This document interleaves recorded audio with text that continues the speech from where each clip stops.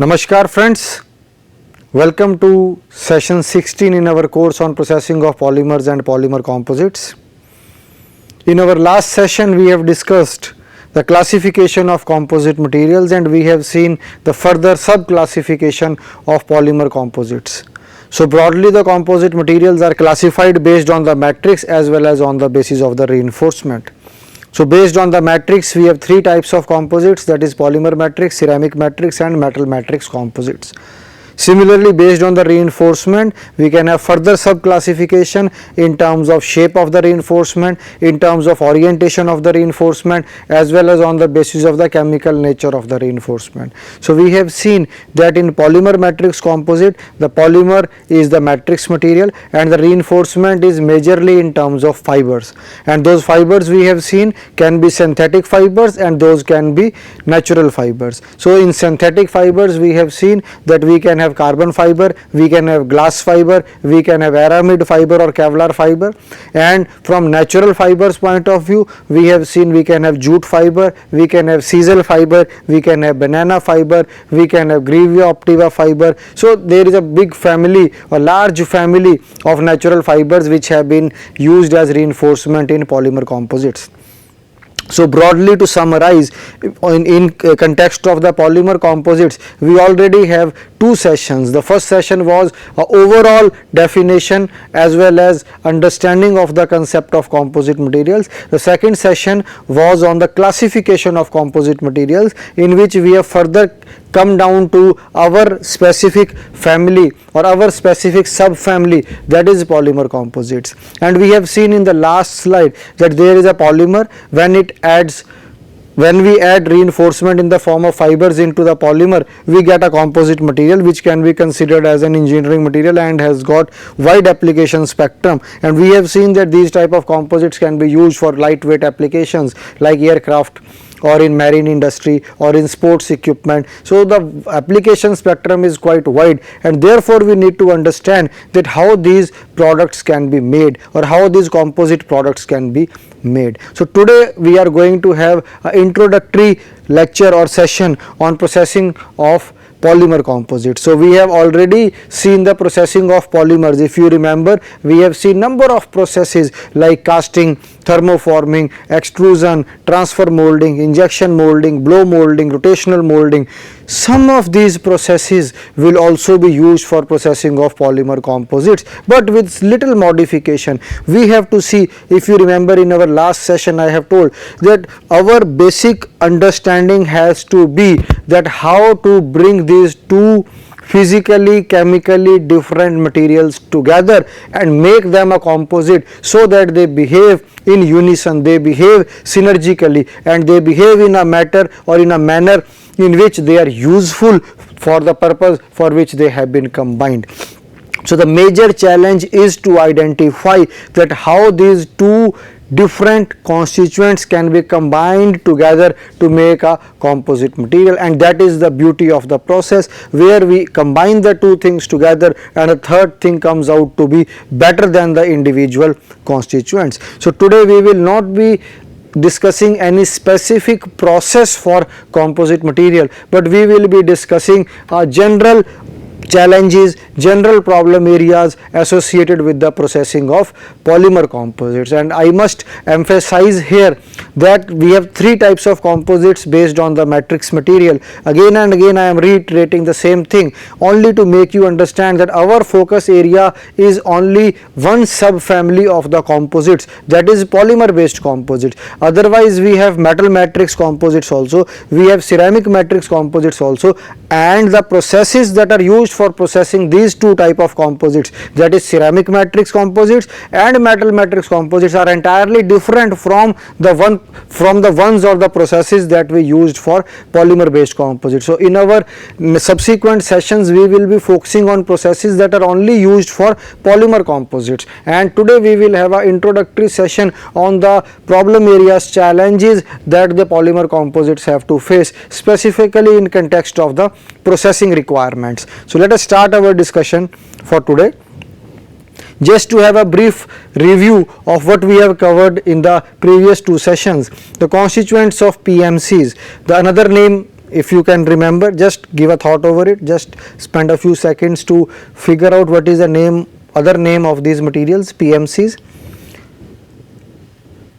The full form of PMCs will be polymer matrix composites. What can be the other name? If you can remember, it is fiber reinforced plastics, that is FRPs. So the two names are used interchangeably. Some places you will find polymer matrix composites, at some other places you may find fiber reinforced plastics, but the basic fundamental remains the same. You can see on your screen we have a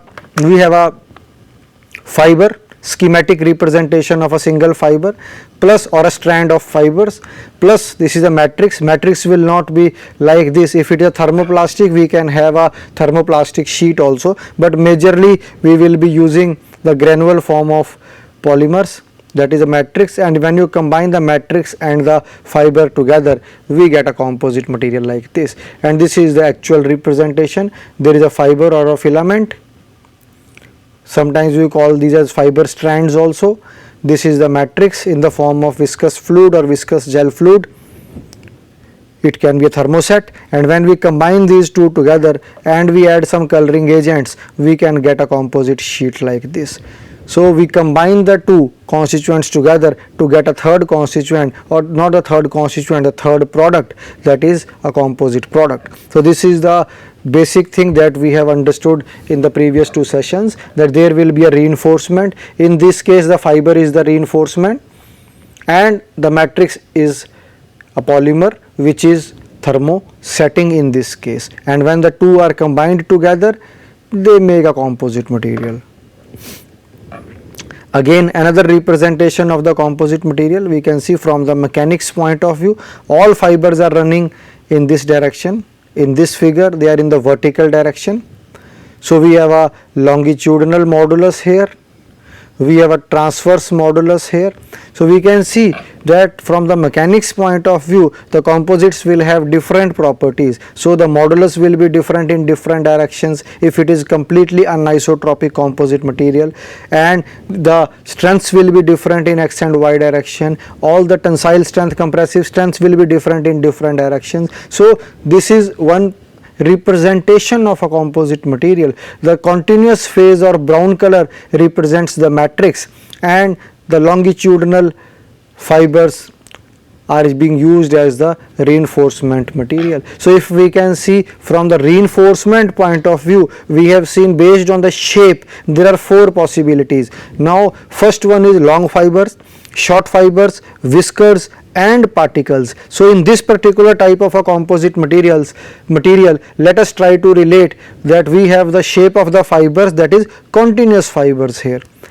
If these fibers are short fiber, they will be distributed, and if they are distributed, they can be oriented in one direction or they can be randomly distributed. So that summarizes what we have already covered, that the reinforcement can also be classified based on different dimensions or different sub criteria. That is, reinforcement can be classified based on shape, reinforcement can be classified based on orientation, reinforcement can be classified based on the chemical nature of the reinforcement. So this is one particular diagram which gives a schematic of a long fiber reinforced polymer composite, and this is another thing, stress strain diagram for a typical composite material.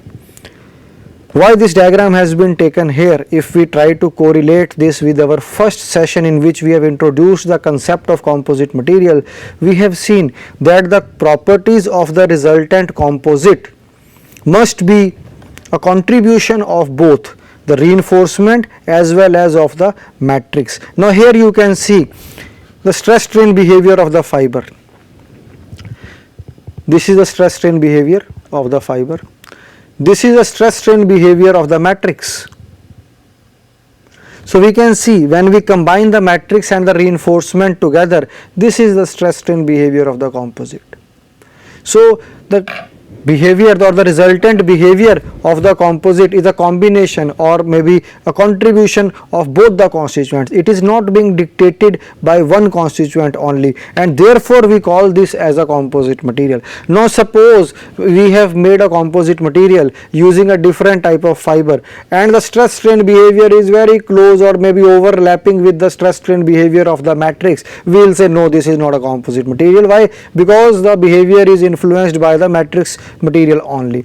Or on the contrary, if the stress strain behavior of the composite is just overlapping with the fiber or is very close to the fiber, then we will say again it is not a composite material. Why? Because the resultant or the, we can say, the properties or the behavior or the mechanical behavior of the composite should be a combination of both the constituents, that is the matrix as well as the reinforcement. And why we are putting this paragraph here or this figure here? Because we have to now combine these two things together. We can see one material is having entirely different stress strain behavior, another is having entirely different stress strain behavior. So now we have to combine the two together. So they are, the matrix and the reinforcement or the fibers are different not only from the stress strain point of view, but they are also different from the chemical nature point of view. They are also different from a number of other standpoints also. So the point is, now we have two distinct materials which are physically and chemically distinct, and we have to combine them together. So we have to see at what temperature, at what pressure, at what conditions we can bring them together so that they form a very good bond and we get a composite material which has better properties than the individual constituents. So that is, you can say, the challenge that we are going to address. Although we are not going to study research or development, we are going to study only what has already been established and commercially has been practiced, that is the commercially available processes that are used or are being used for processing of composite materials, specifically polymer based composite materials. So that is our target that we are going to achieve through this course.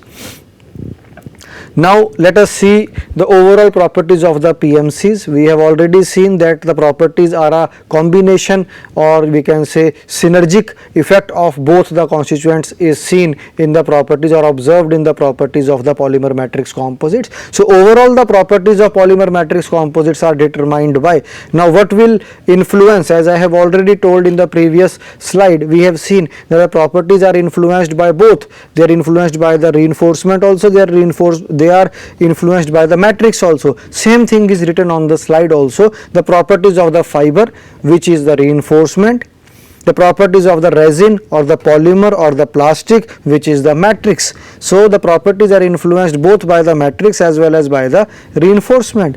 The ratio of the fiber to resin in the composite, usually we call it as the fiber volume fraction, that what is the percentage of fiber as well as the percentage of resin in the composite material. As I have already told you, all the things are interrelated. If we see the criterion to classify any material as a composite material in the very first session on composites, we have seen that minimum 5% of the constituent must be there. That is, if 95% fiber, 5% matrix must be there, or if 95% matrix, at least greater than 5% reinforcement must be there. Just a rule of thumb, cannot be said that it is the only criteria which will help us to classify any material as a composite material, but just as a rule of thumb which is practiced universally. So we can say that the third point on your slide, the ratio of fiber to resin, that is very, very important, and usually we try to see, depending upon the application, we will see that how the properties can be tailored. As we have already seen, one of the advantages of the composite materials is that they can be tailored. So tailored means that we can decide on the composition, that how much resin should be there or the polymer should be there and how much fiber should be there in order to make a composite as per our requirement, as per our desirable properties. So that is also influencing the overall properties of the composite material. So the ratio of the fiber to resin is also important. Also the geometry and orientation of the fibers in the composite. As we have seen in the previous slide, all fibers are running in one direction, and if we apply a tensile load in that composite in which all fibers are running in one direction, in the longitudinal direction the strength will be different. And if we apply the same load in maybe the transverse direction sorry, the properties will be different, because along the fibers the load bearing characteristics are different. Across the fibers or in the transverse direction the load has to be taken by the matrix, so the load bearing behavior will change. So that is important. The geometry and the orientation of the fibers in the composite is also very important. So from geometrical point of view we can have different shapes of the fibers, and orientation is the directional property. So both these things will influence the properties. From geometrical point of view, again I want to highlight this point, especially in case of metal matrix composites. If you see, the metal will be acting as a matrix material. That is, if we take an example of an aluminium alloy, so aluminium alloy is the matrix and we are adding some reinforcement. So usually we add silicon carbide or aluminium oxide as the reinforcement material. So if all particles are spherical in nature, the behavior of composite will be different, and if we put angular particles into the composite, the properties will change. So that is the meaning of the geometry, that if the geometry of the reinforcement will change, the properties of the composite will change. Similarly, the orientation of the fibers is very clear from the polymer composites point of view, as in the previous slide. If all the fibers are running in one direction and we apply the load also in that direction, we will get very good properties. But if we apply the load in the transverse direction to the direction of the fibers, we are definitely going to get poor properties or slightly lower properties as compared to the longitudinal direction. So the properties of the composites will be influenced by the properties of the fiber, the properties of the matrix, the fiber volume fraction, as well as the geometry and orientation of the reinforcement. This is a very important slide on your screen. As in the previous session, as well as previous session or the first session on composite, I have emphasized this point very clearly, that whenever you come up with a new material, there will always be questions, and you have to answer those questions in order to propose the use of the new material for a specific application, and that is the biggest challenge. Now there are a lot of innovations happening in the field of material science and engineering. So many lightweight metals are being invented. So many other materials which are challengers or which are competitors to the polymer composites are coming into picture or coming into the engineering domain. So we have to see that how polymer composites can compete with these challenges or challenging materials. On your screen we have try to highlight some of the points which are challenges for composite materials and which need to be addressed. First is challenge from the technical innovations in metals. This I have already highlighted, that there are lightweight metals being developed or being invented, or the alloys are being developed which are light in weight, have high strength to weight ratio, high stiffness to weight ratio. So that challenge is there for these materials. If you remember the first session on composites, we told that they are used for lightweight applications. So lightweight alloys are also being developed. So a competition is there between the lightweight alloys as well as the lightweight polymer based composites. Misconception about the durability of plastic products. Even today, if you give a choice to any person who do not have an engineering background and you give same two products made by same geometry, all specifications same, only the material is different. One is made by a metal, another one is made by a plastic. I think you know the answer. The person is going to take the metallic product only. That is the mindset that we have related to the durability of the plastic products. Third point is combustion and smoke liberation characteristics. Yes, they are inflammable. There are chances of plastics catching fire. So that is one challenge. Fourth, long-term durability and fatigue characteristics when exposed to load or operating environment. So In case of polymer composites, in the first session I told that these materials may be 60-70 years old, whereas metals and other construction or structural materials may be 150-200 years old. So we don't have long term durability data of the composite materials available with us, although accelerated aging tests are being done and there are research tools available to find out the long term durability, but still lot of efforts have to be made in this direction in order to ascertain the long term durability of the plastic or the composite based products. And specifically under the specific operating requirements or environments where these materials are going to be used. Then the failure mechanisms of laminates and composite structural systems is not very well understood. So laminates, basically we will see in our subsequent sessions, we will see the process of hand layup, we will see the process of compression molding, and there we will see that how laminates are made. So laminates basically are composites in the layered form, in which the fibers are woven fibers and they are stacked layer by layer by layer and compressed together to make a composite material. So that we will see how to define this word laminate. So failure mechanisms are not well known. So if under operating environment there is an impact on this material and there is damage to the laminate, how that damage will happen on impact, that is not very well understood. Establishing approved industry design code, so that is another challenge. That is from commercial point of view, agencies are there which are working on this and trying to come up with industrial approved design codes. Those were the technical challenges that we have seen in the previous slide. Now there are commercial challenges also. First one is cost justification. Always whenever you try to replace an existing material with a new material, the first question that will come to the minds of the managers is the cost, that how cost effective these new materials are. Now that can be explained with 2 points. Point number 1, processing methods have been developed for aerospace industry.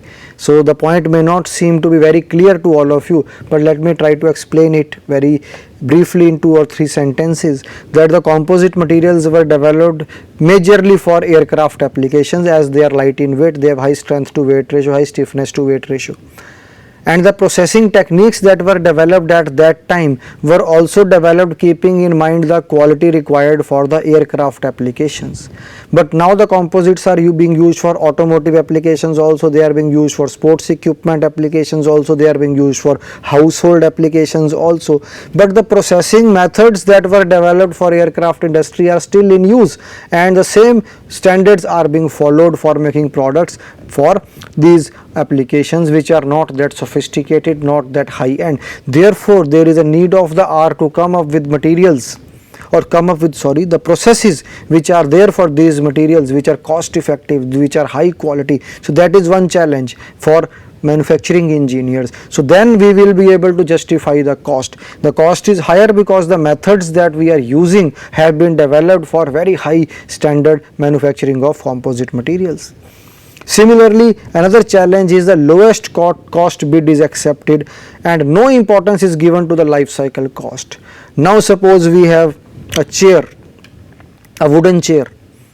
So a wooden chair may cost you less than the composite chair, but there are so many problems associated with the wooden chair. Termite problem is there, moisture absorption can be there, then dimensional stability under moisture absorption is one challenge, whereas all these challenges do not exist in case of composite materials. So if we see the life cycle cost of a composite chair, it may be less, but the initial cost of composite chair is more. But as per our standards, we will go for the company which is going to supply us a chair in the minimum possible cost. So from life cycle costing point of view, composite materials are advantageous. For example, in underwater applications, if we use a metallic product, and if the environment is very cold, chilling cold, and there is underwater installation, there is ice all around, we have to put de-icing salts there. So de-icing salts, ice, cold environment and a metallic installation, you can yourself imagine that there are chances of corrosion to the metallic part. But whereas if we use a composite product, there are chances that it will be able to resist, as it is we can make corrosion resistant composite materials. Frequent repainting of this structure will not be required, that is underwater. So if we see the life cycle costing, initially we may have to spend more money for that installation if we are using a composite product there. But over a period of time, this frequent repainting work, frequent stopping of the process, all that will be taken care of, and the life cycle cost of a composite product may be less as compared to the product that we have made out of metal or any traditional material. So that is one thing that we need to justify. Standardization issues. For metals, we have already approved industry approved design standards, industry approved standards, but these are not, maybe for composites these type of standards are still not available. They are in the development stage, and I believe that maybe in the coming 5 to 7 years all standards in case of composite materials must be ready and ready to use. Waste disposal is another problem, as in the previous session we have seen that there is a trend towards the development of fully biodegradable composites or fully biodegradable green composites. Why? Because there is a challenge of waste disposal. The polymers or the plastics that we are using these days are non-biodegradable, or all the thermosets and thermoplastics that fall under the synthetic plastics category are non-biodegradable. So that is one challenge, and that needs to be addressed. Similarly, similar to the waste disposal is the recycling. So that also has to be taken care of, that how we can recycle the plastics, how we can recycle the polymer based composite materials. Now we can discuss the important issue that is related to the primary processing. Challenges in primary processing. So we have said, we have very happily acknowledged that the composite materials are tailor made. We can select our reinforcement, we can select our polymer, and we can combine them together to make a composite material. But that is one of the biggest challenge, because different fibers, different polymers, how to combine them together, same processes cannot be used, same temperature conditions cannot be used, same pressure conditions cannot be used, same operating variables cannot be selected, because the fibers are different, the polymers are different. So yes, the composite materials have the advantage that they are tailor made, but the property poses the most perplexing challenges in their processing. So the tailor made, yes, that is an advantage, but it is similar, it is simultaneously a challenge also, that how to combine these two or wide variety of fibers and polymers together, that is a challenge. Biggest challenge is how to blend two different materials having substantially different mechanical and chemical properties, and to add to that physical properties also are different.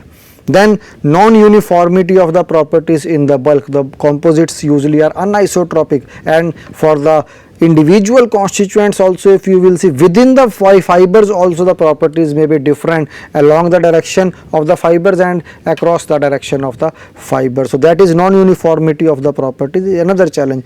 Adhesion efficiency is usually poor. Slightly technical term, adhesion efficiency. You can just remember, instead of adhesion efficiency, use the bonding.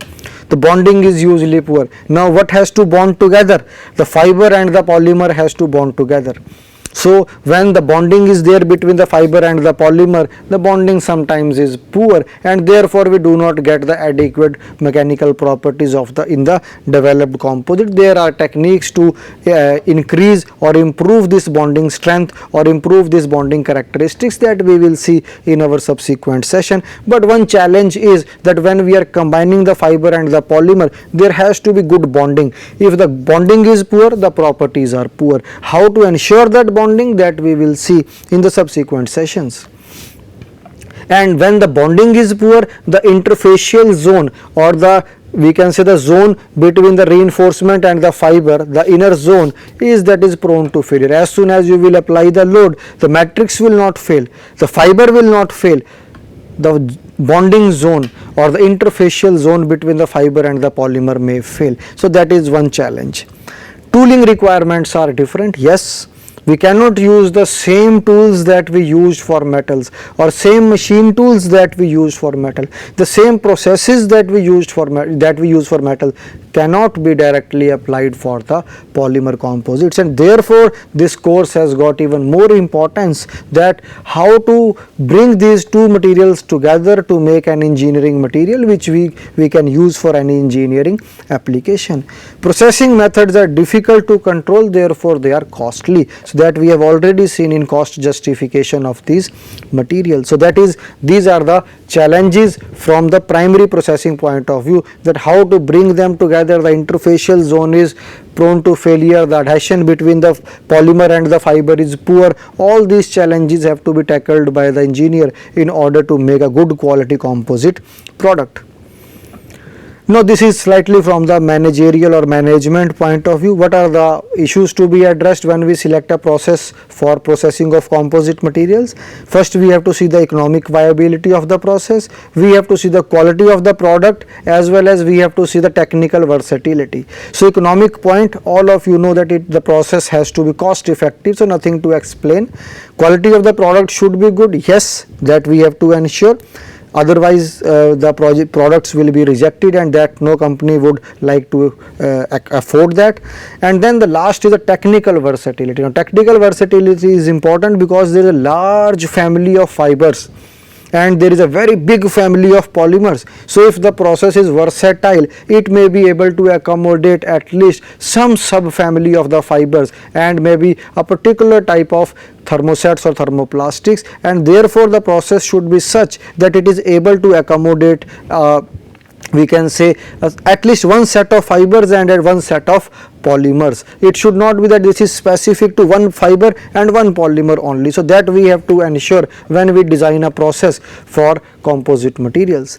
So the final summation is, need of the hour is to ensure high quality, cost effective manufacturing of polymer based composites, and in that regard we can have different types of processes. As I have already highlighted that the processes will be different for polymer matrix composites, metal matrix composites and ceramic matrix composites, but our focus area is the polymer matrix composites. And for polymer matrix composites we can have broadly two types of processes, that is the primary as well as the secondary. Now primary processing is near net shape manufacturing, where we will be giving the shape to the composite material, and secondary where we will be joining the composites together, where we will be machining of holes, edge trimming of the composite part. So machining, drilling, joining will fall under the secondary processing, and near net shape manufacturing or giving the shape to the composite part will fall under the primary manufacturing processes. So we will start our next session from this slide, where we will see the processing methods for PMCs. So we can have open mold, closed mold processes and others. So with this we come to the end of today's session on primary processing of polymer matrix composites. So I leave you here with this figure, and we will start our discussion in the next session from this figure only, where I will try to explain these are all the primary forming processes for polymer matrix composites, which can further be classified as open mold, closed mold and the miscellaneous processes. Thank you.